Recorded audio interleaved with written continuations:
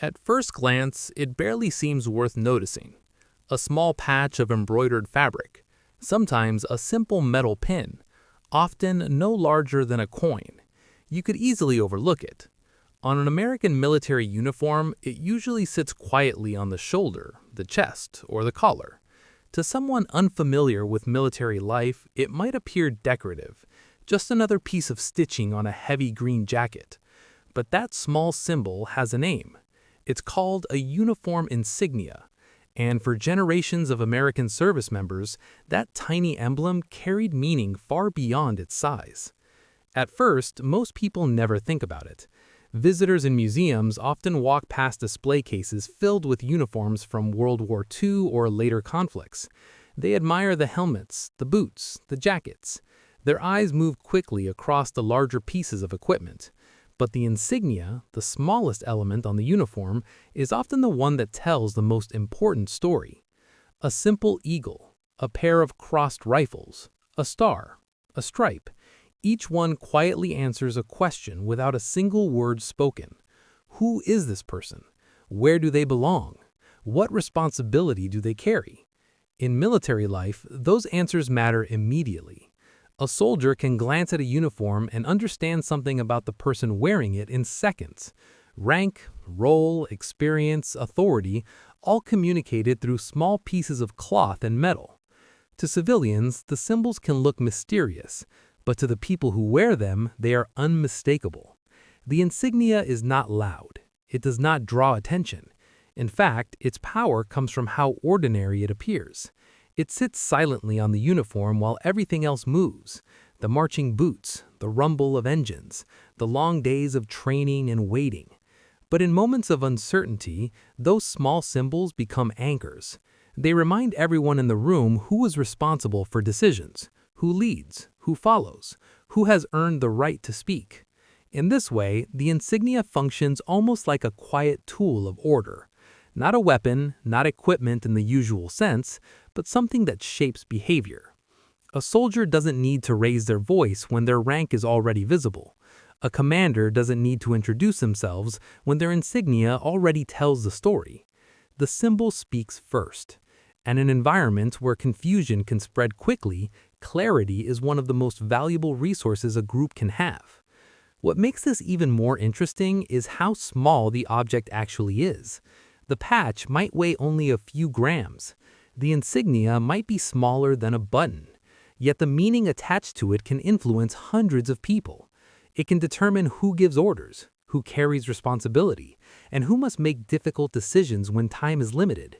For something so small, that is an extraordinary amount of weight. But here is the surprising part. The insignia was never meant to be impressive. It wasn't designed to intimidate or dominate. It was created for something far simpler: recognition. The ability for people to understand each other quickly in complex situations. Over time, that simple idea evolved into one of the most recognizable systems of symbols in the world. Today, American military insignia appear in photographs, museums, films, and history books. But when they were first stitched onto uniforms, they were just small markers, quiet indicators of identity in a large and uncertain world. And yet, those tiny symbols would go on to shape decisions, relationships, and moments of leadership in ways that most people never notice. Because sometimes the smallest details on a uniform carry the largest stories. The people who carried it rarely talked about it. Not because it was secret, but because it didn't feel important enough to mention. It sat quietly in places that weren't meant for history. A pocket sewn inside a field jacket, a small pouch on a belt, a compartment in a truck's dashboard. Sometimes even the bottom of a canvas bag already full of ordinary things. American soldiers carried it during long marches, during endless waiting, during the slow movement between one uncertain place and another. But they almost never touched it. That's the strange part. Many of the men who carried it would go through an entire deployment without ever using it once. Not once.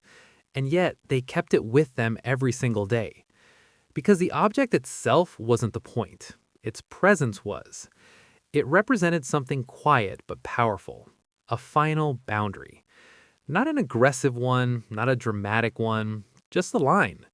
The kind of line a person carries when the world becomes unpredictable. For some, it was tucked beside family photographs. For others, it stayed hidden near a notebook or a pack of cigarettes. It didn't demand attention, but every soldier knew exactly where it was. And more importantly, they knew it was there if a moment ever arrived when hesitation disappeared and decisions became immediate.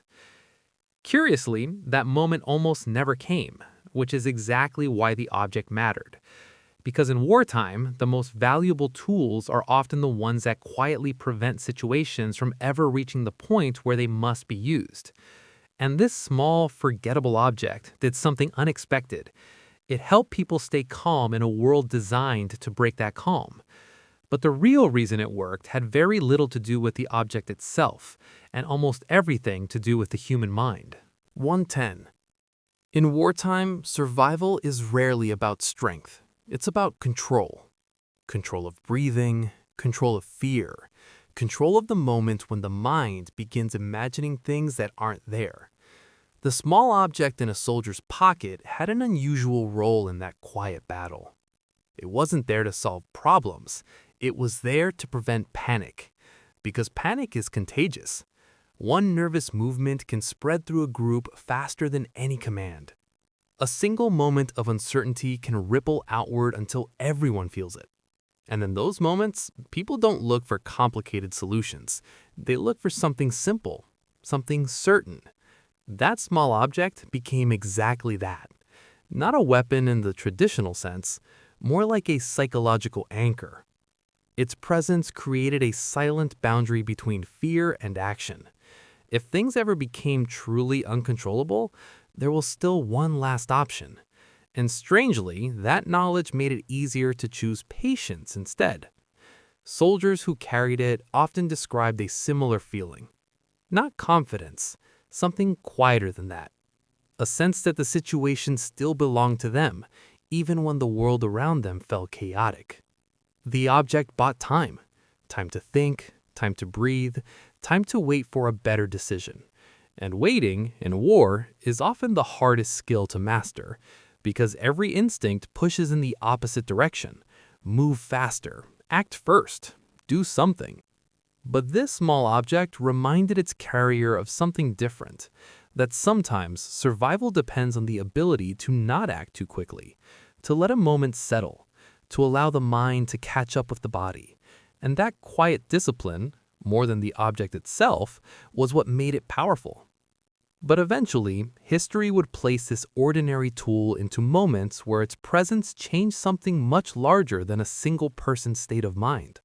Moments when an unseen object quietly shaped decisions, long before anyone realized it had been there at all.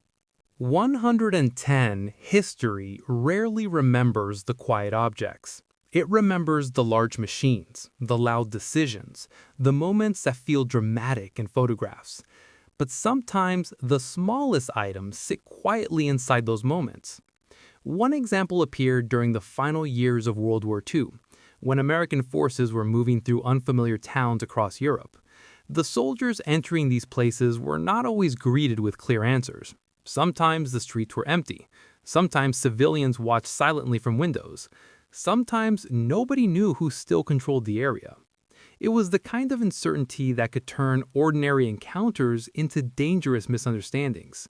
So American soldiers moved carefully, and many of them carried the same small object we've been talking about, not in their hands, just nearby. In one report written after the war, a young American soldier described entering a narrow street where a small group of local men stood watching from a doorway. Nobody spoke. Nobody moved. The air felt suspended, as if everyone was waiting for the first mistake. The soldier later admitted something unusual in his account. He wasn't thinking about strategy. He wasn't thinking about orders. He was thinking about the quiet weight of the small object in his pocket. Knowing it was there changed his behavior. Instead of reacting quickly, he slowed down. Instead of raising his voice, he waited. A few seconds passed. Then one of the men in the doorway simply stepped aside. The tension dissolved as quietly as it had appeared.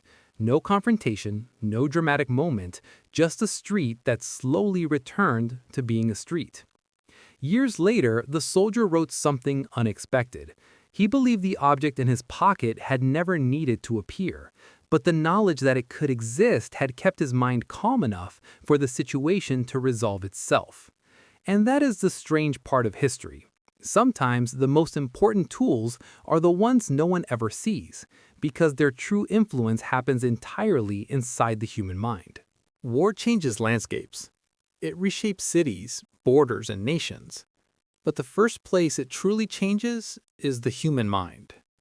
Long before historians analyze strategies or weapons, soldiers experience something much more personal, a constant negotiation with fear. And fear does strange things to decision-making. Military psychologists began noticing this during World War II, and later again throughout the long years of the Vietnam War.